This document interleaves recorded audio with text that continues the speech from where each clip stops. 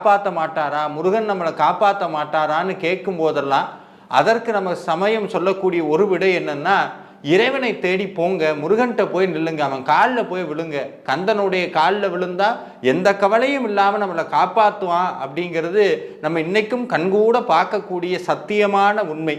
அப்படி முருகன்கிட்ட நெருங்கக்கூடிய வழி அப்படிங்கிறது தான் இந்த விரதம் அப்படின்னு சொல்லக்கூடியது.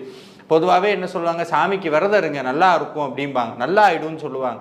இந்த விரதம் அப்படின்னு சொன்னால் முருகனுக்கு உண்டான விரதங்கள் நிறையா இருக்குது. ஆனால் இன்னைக்கு நிறையா பேருக்கு இருக்கக்கூடிய மிகப்பெரிய கேள்வி என்னன்னா, இந்த 48 நாள்னு சொல்லக்கூடிய ஒரு மண்டல விரதம் எப்படி இருக்கிறது? ஏன் இந்த ஒரு மண்டல விரதம்? ஏன்னா பிரச்சனை அவ்வளோ பெருசு இருக்குன்னு அர்த்தம். இப்போ டாக்டர்கிட்ட போறீங்க, ஒரு ட்ரீட்மெண்ட் கொடுக்குறாரு, நம்ம ஒரு கேள்வி கேட்போம், எத்தனை நாளைக்கு டாக்டர் இந்த மருந்து சாப்பிடணும்?